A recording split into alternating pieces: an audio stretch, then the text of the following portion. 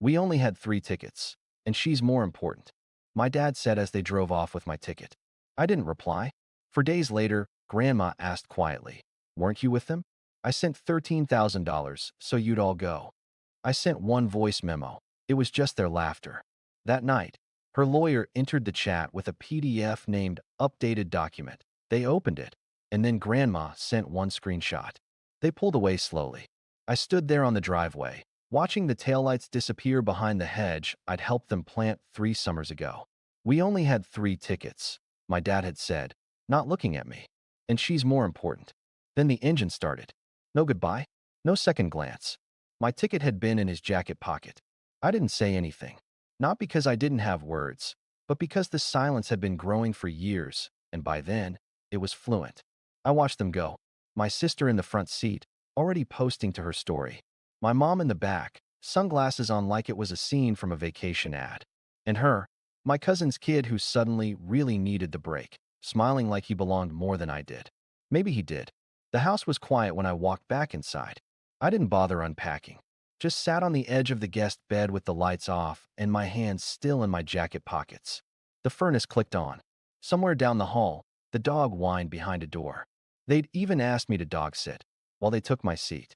But it wasn't the first time. That was the worst part. This wasn't new. Just confirmation.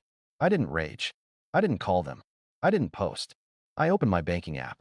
I canceled the recurring transfer for the vacation fund. Then I paused the payment for my sister's car lease, the one I co-signed for. Then I logged into the event ticketing account, the one I used to book all our family things. Removed every saved profile. Wiped it clean. Not to punish. To protect. For days later, Grandma called. She didn't accuse. She just asked. Her voice so soft it barely traveled through the speaker. "Weren't you with them?" I sent $13,000, so you'd all go. I didn't speak. Just opened the family group chat. Scrolled past the photos of them laughing on the pier. Hit record. Sent a single voice memo. Their laughter. That night, a new number joined the family chat. It was labeled simply, James Holloway, attorney at law. He dropped a file. Updated document. Then Grandma sent one screenshot. I didn't open the PDF. Not at first. I knew what it was. Knew what it meant. That's what made it hurt. Instead, I lay in bed that night, phone face down, screen buzzing with unread messages I didn't need to see. I stared at the ceiling fan spinning in slow circles, like it was dragging time just to mock me. I should have been used to it by now. But this was different. This wasn't forgetting my birthday or not saving me a seat at dinner. This wasn't some passive-aggressive dig disguised as a joke. This was systemic, orchestrated, and sanctioned by the people I'd spent most of my life trying to protect. That voice message I sent, just their laughter, had triggered more than consequences. It triggered clarity. The first memory that hit wasn't even about them. It was me at 13, holding the door for my uncle while he carried in a TV I'd paid for with my summer job. They said it was for the family. I never touched the remote. Then I remembered the graduation gift they said got lost in the mail. The time I offered to help plan Mom's birthday trip and got told, "No need. Your sister has it covered." Only to find out later she used my credit card to book it. I wasn't a person in this family. I was infrastructure. I help, they forget. I pay, they celebrate. I show up, they exclude. This wasn't a series of bad moments. This was a system, and I was its power source. I started scrolling through my financial statements. Not to check balances. To trace the pattern. The streaming services. The recurring donations to charities I never picked. The medical bills they told me were temporary. Every single one in my name.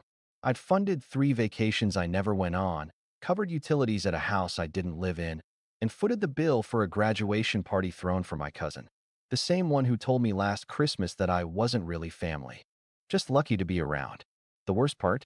I knew about most of it. I let it happen. Because I told myself that being useful was the only way to be included. Because they clapped when I paid the check, smiled when I fixed the Wi-Fi, laughed when I made the hard decisions so they wouldn't have to. But they never asked how I was doing. Never once. Even when I broke my wrist and drove myself to the hospital because everyone was busy. Even when I skipped a vacation I'd planned for a year because they needed help covering emergency plumbing. Even when I missed Grandma's 80th because they forgot to tell me the time change. And still, I kept showing up. Until this. Until they gave away my seat. My seat. Then smiled about it. then used Grandma's money to do it. As if I didn't exist. As if the only version of me they recognized was the one who knew how to say yes. I'll cover it. I opened my Photos app, searched airport, found the screenshot of the flight confirmation I never used. The one I booked the day after Mom cried about how tight money was. Then I opened the messages thread from my sister. Thanks for fronting the tickets. We'll pay you back as soon as taxes come in. That was 17 months ago. I scrolled back further. Found the note from Dad. This cruise means a lot to your mother. Thank you for making it happen. I had paid for the cruise. I wasn't invited. The next memory punched harder. 3 years ago. Thanksgiving. I got stuck in traffic for 5 hours trying to get to dinner. Called ahead. No one picked up. Got there just in time for dessert. They'd already given away my seat to a friend from church. My plate was on the counter. Cold. Plastic wrap still on. Mom handed it to me like she was doing me a favor. I smiled. Ate alone on the porch. Took a photo of the sunset that I posted with the caption, "Grateful." I was lying. Back in the present, I reached for my laptop. I still hadn't opened the PDF. Didn't need to. Because the truth had already landed like a bomb. They didn't just forget me. They extracted me. Used me. And once I was emptied out, they replaced me. That wasn't neglect. That was strategic. That was someone in that house saying, "Let's not waste the ticket." And someone else replying, "He'll understand." They were right. I did understand. But not the way they hoped. Because this wasn't just hurt feelings anymore. This was data. Evidence. Receipts. Proof. I opened the family trust document I still had access to. The one I'd helped revise 2 years ago because no one understood the language. The one that required a unanimous vote to amend anything related to medical care or housing transfers. Guess whose signature was forged last winter? Then I logged into the group cloud drive where I kept all the tax docs. The one I set up for transparency. Scanned through upload history. Noticed 5 PDFs added in the past month. None of them by me. One was labeled mom_healthcaredirective.pdf. Another, vacation_expense split_2023.pdf. I opened it. The document listed all contributors. Under my name, $3,325.44. I didn't even know they went on that trip. The split showed my share of meals, lodging, and excursions. All calculated. All deducted. From my account. They called it a gift. They counted it as a tax. I closed the laptop and leaned back in my chair, numb and electric at the same time. This wasn't rage. This was architecture. And the foundation was cracking. They thought I wouldn't notice. They thought I wouldn't question. They thought silence meant consent. They were wrong. Because I had one thing left they didn't count on. Access. I didn't slam the laptop shut. I didn't curse. I didn't pace the room with fists clenched. I logged in. First, the shared banking dashboard. 5 accounts tied to my profile. 3 of them accessed daily by people who still called me too sensitive. I removed myself as authorized payer, set auto alerts for balance activity, and initiated an audit request. A full report of every debit from the last 18 months. It pinged to my inbox in 3 minutes. Next, the cell plan. I paid for it. 5 lines. Me, them, 2 cousins. And Grandma, who didn't know her data bill was covered by the person they left standing on the driveway. I logged into the admin portal, transferred ownership of their lines to my dad's email, gave them 72 hours to accept. After that, the numbers would be deleted. No warnings. No grace period. Then, the subscriptions. Amazon Prime, Hulu, Netflix, YouTube TV, all running through my accounts. All tied to cards they didn't own. I deactivated every profile but mine. Logged out every device. Changed the passwords to quotes they wouldn't understand. You said you didn't need me. Infrastructure deactivated. Laugh while it lasts. They could call tech support all they wanted. My name wasn't on file anymore. Next, the cloud storage. My company's license had covered their home system as a favor. Photos, legal docs, Grandma's medical scans, all stored in a folder labeled Shared Family Access. I suspended the account. Gave them 7 days to retrieve anything critical. Then it would be wiped. No backups. I wasn't deleting memories. I was reclaiming bandwidth. By midnight, I was on my 2nd cup of black coffee, writing the cleanest termination notice I've ever drafted. Subject: withdrawal of support, immediate effect. I attached documents, receipts, screenshots of forged approvals, Evidence of my vacation contributions I never consented to. Copies of my ticket to the trip I wasn't invited on. I CC'd Grandma. Then I CC'd her lawyer. That was the first real move. Because they thought this would stay small. That I would get over it. That I'd shake it off like I always did. They didn't know I'd already reviewed the updated document. Grandma had rewritten the will. And now she knew everything. The real numbers. The real names. The real signatures. And the one voice memo I sent, just laughter, had opened the gate. By morning, I had 3 voicemails. One from my sister, "Why are the phones not working?" One from my mom, "I think something's wrong with Netflix." And one from my dad, "We need to talk. Call me back." Immediately, I didn't call back. I called the title company. I was still on the deed to the lake house. The family retreat that was booked out every summer like a vacation rental. I was the one who'd refinanced it. They never asked how, just assumed. I told the agent I wanted to initiate a title review. When she asked why, I said, misuse of trust, intentional exclusion, unapproved revenue. She paused. "Do you want to revoke access?" I smiled. "Not yet. Let them sweat." By noon, I logged into the family calendar. You know the one, the Google Calendar we all use to coordinate birthdays, doctor appointments, reunions. I deleted every event I had created. Then I removed myself entirely. System error. Invite revoked. Access denied. Then I logged into the reservation portal for the cabin in the Rockies. Canceled every booking. Removed auto-billing. And submitted a closure notice to the management team. I'd signed the lease. I paid the taxes. They furnished it and called it theirs. I sold it. Cash buyer. Closed in 48 hours. They didn't even know yet. But they'd find out when they showed up in August and the keypad code didn't work. Then came the digital audit.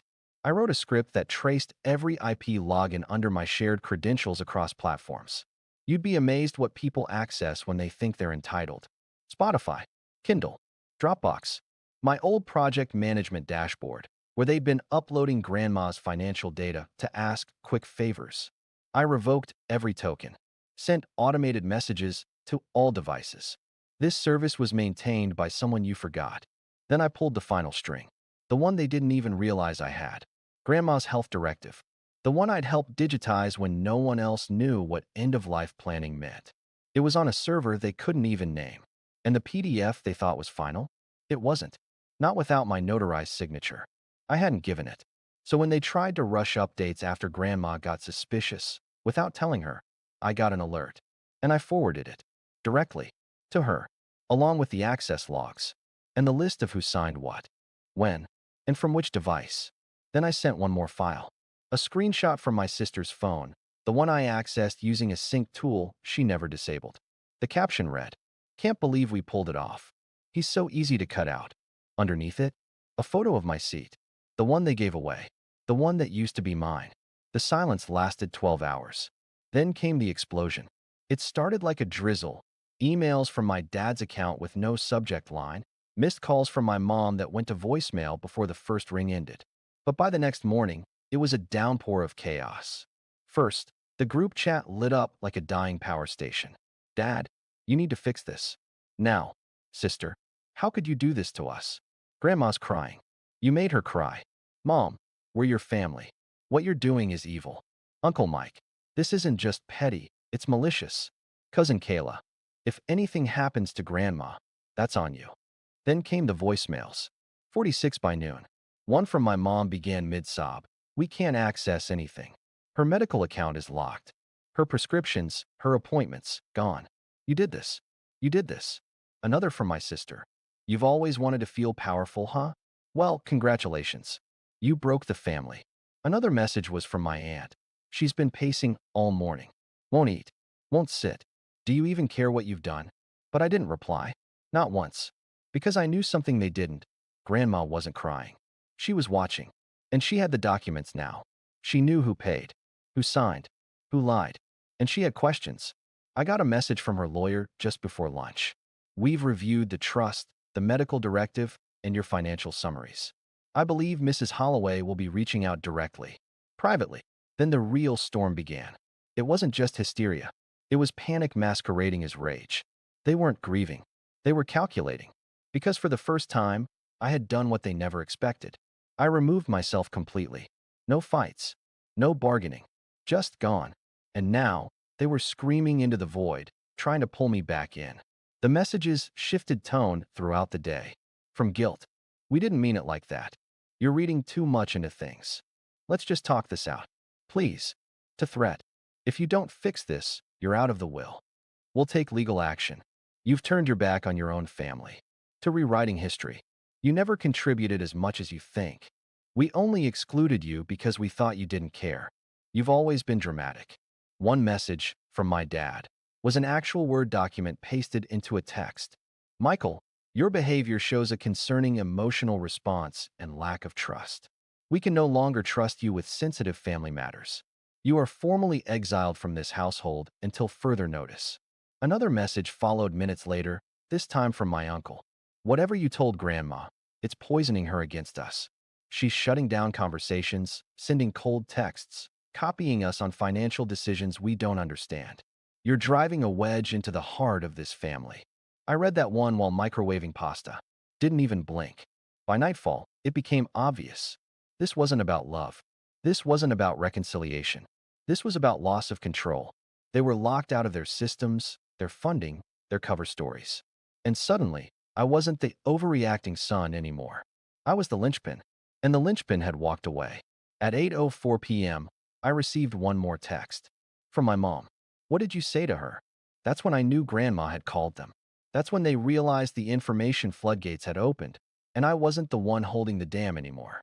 Later that night, I got a call from my cousin David. The only one who hadn't messaged me all day. He didn't even say hello. He just asked, is it true she updated everything? I didn't confirm or deny. I just asked, did you know they used my ticket? Silence. Then he said, she said she didn't recognize them anymore. I've never heard her use that word before. And then, she sent me a copy of the new file. He sounded shaken. Not because of the file, but because she meant it. Then he added, she said she's tired of pretending. That for years she watched them manipulate you, use you, laugh about it. At 10:11 p.m., I got a ping from the shared family email, which I no longer had access to, but forgot I'd installed alert tracking on months ago. The subject was updated document. The attachment was unopened. Then it was opened. Then it was forwarded to 26 people. Every cousin, every aunt, every uncle, even Dad's college roommate. They'd opened the file. And then Grandma sent one screenshot to the group chat. He never asked for anything. But you took everything. Silence. Real silence. No replies. No rage. No emojis. They had seen the receipts. They had seen the numbers. They had seen the choice they made. And now they had to sit in it. No explanations. No control. And not even a spare key left to twist the narrative back in their favor. I'd removed myself so cleanly, the only thing left behind was the echo. I didn't post anything. Not on Instagram. Not on LinkedIn. Not on whatever family message thread still survived the implosion. I didn't need to. They'd already done the work for me. All I did was release the truth. No commentary. No opinion. Just screenshots. Receipts. Documents. The forged signature on Grandma's healthcare directive. The financial log showing they booked the cruise on my emergency card. The group chat thread where they laughed about taking his ticket. The withdrawal confirmation from the family trust. The voice memo I'd sent Grandma. Their laughter. Casual. Loud. Proud. I forwarded it all to one person, Grandma's lawyer. And then I gave consent for full release. He posted it to a public record Dropbox link with the caption, "To whom it may concern, these documents were requested by Mrs. Holloway to clarify ownership, access, and decision-making integrity across family entities. Shared by legal authorization." Within 24 hours, the entire extended family had seen it. So had two church members, for business associates, and my sister's ex-boyfriend, who texted me. Wow, that explains a lot. The family PR engine collapsed under its own weight. My dad's friend from the Rotary Club left the board. Quietly. No message. My aunt's boss strongly recommended she take a leave of absence. My cousin's GoFundMe for unexpected housing costs dried up in 2 hours after people noticed her profile was tagged in a forwarded screenshot. He always covers things, no questions asked. My sister's fiancé called off the engagement. Said he needed someone who didn't treat generosity as a punching bag. My mom. She went silent. Until the subpoena landed. Grandma had launched a full audit of the trust. Not for vengeance. For clarity. Every dime tracked. Every fake invoice. Every unauthorized withdrawal. When they realized how far it would go, how many institutions would get copies, they didn't just panic. They reached out urgently. People stopped calling me dramatic. Stopped asking if I was sure, if maybe I misunderstood, if perhaps I was being too harsh. They saw what I saw. I didn't just remove myself from the narrative. I exposed the script. The part where I pay, and they take. Where I stay silent, and they write the story. Where I make things work, and they erase my name from the photo. That script was burned now. Publicly. The cruise was refunded. Funds returned to my account. The family phone plan. Canceled. Their numbers deactivated. The shared property. Sold. Proceeds redirected to Grandma's medical care fund. The trust. Frozen pending forensic audit. I remained co-signer. My name. Cleared. My voice. No longer borrowed. My presence. No longer optional. But the biggest shift wasn't legal or financial. It was the silence. The permanent kind. Not tension-filled. Not guilt-laced. Just ended. They didn't have anything else to say. Nothing they could twist. And I didn't have anything left to give. Not explanations. Not access. Not forgiveness. Grandma called me 3 days later. Just once. Her voice was calm, clear, steady. I'm sorry I didn't see it sooner. But I see it now. She didn't cry. She didn't ask for peace. She just said, "You were never the problem. You were the proof." And then she added, "I've updated the will again. You're not just included.